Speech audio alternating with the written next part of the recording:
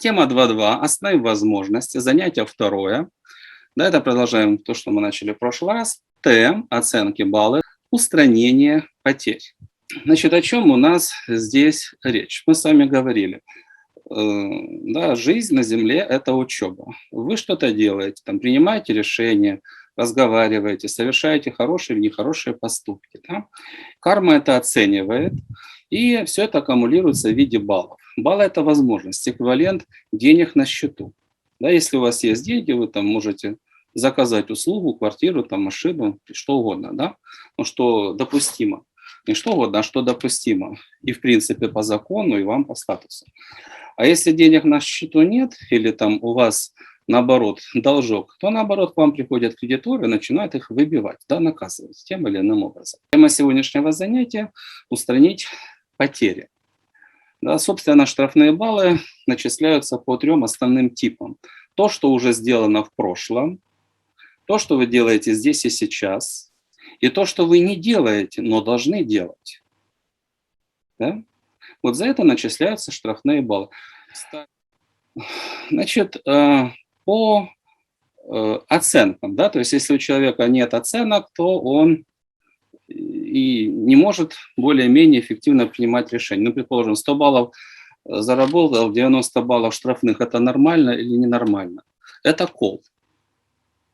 Это кол. Да? Поэтому нам нужно, чтобы у вас были оценочки, мы их ведем. Да? То есть 5 баллов – это что? Из 100% заработанных, если ваши штрафы меньше 10 баллов, ну, вы молодец. Да? Человек не может не ошибаться. Но везде же мера. Если это минимально до 10%, отлично. Там. До 25% хорошо. До 60%, ну, тяжело назвать хорошим, когда вы получили зарплату, пока дошли домой, она в 2 раза уменьшилась из-за штрафа. Несколько комментариев по каждому из типов, к чему они ведут. Да, первый – то, что уже сделано. То есть это ваши кармические долги. Неважно, в этой жизни, в предыдущих воплощениях вы что-то сделали, на вас повис хвост, да, а вы его не убираете. К чему это ведет? Потеря по-разному, но, как правило, потеря энергии или какие-то кармические запреты, ну или какие-то другие неприятности. Да? Ну, неважно, те же самые магии, что угодно, но основное то в чем? Что это, скажем, съедает ваш бюджет. Да, вот в конечном итоге для чего нужны баллы? Из множества всех воздействий выбирать те, которые наносят наибольший ущерб. Да, вот для этого нам нужны определенные критерии. В данном случае критерии мы смотрим кармическое итого, кармическая бухгалтерия, чтобы можно было бы выбрать основные источники потерь. Первый тип – сделано, не закрыто, и через вот этот хвост, да, сливаются наши возможности. Второе – то, что мы делаем здесь и сейчас.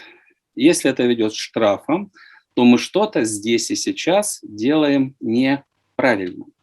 Да, что-то делаем неправильно. По крайней мере, мы совершаем какие-то ошибки.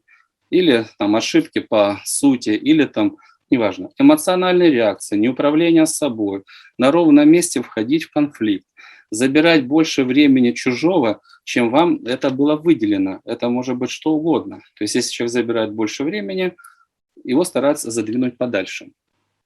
Это тоже важно. Да? Если вы корректный человек, у вас должен быть принцип: я чужих минут не ворую. А часть людей тяжело остановить. К чему это ведет? Те же самые потери энергии, да, слив, запреты, ограничения. Но в конечном итоге это неэффективная деятельность. Да, тяжело достигать цели, да, вместо того, чтобы человека сделать союзником, вы делаете его противником, потому что ненароком обидели. Ну как вы можете с ним формировать команду, если вы обижаете людей? Так? И тип третий – то, что не сделано. Да? Значит, первое – это в прошлом ошибки, в настоящем. Да, второй тип. Третий – это то, что не сделано или то, что не делается. От вас это ждут. Да, какие здесь основные составляющие? Первое. У каждого человека есть свое предназначение. Да? Есть кармические задачи. То, что он должен сделать. Да? Это то, что ему пойдет зачет. но карма смотрит, ну и у нее постепенно, как можно сказать, напрягается эмоциональная реакция, хотя у нее как бы это все работает по-другому. Но у нее включается счетчик, да, сколько можно потерпеть, сколько можно подождать, и начинают отрабатывать кармические воздействия. Поэтому первое – это предназначение. Второе – это вот у каждого есть своя цель. Да? Когда человек достигает результата? Когда он видит полноту условий, и он выполняет все эти условия. А когда он не достигает результата? Когда он часть условий игнорирует. Тогда это делает процесс неэффективный, а цель недостижимой.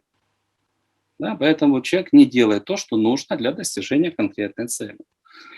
И третье, почему он этого не делает? В основе подавляющего большинства вот всяких таких неразумных решений лежит что? Лень, страх, глупость. И человека карма может награждать за эту мотивацию? Конечно, нет.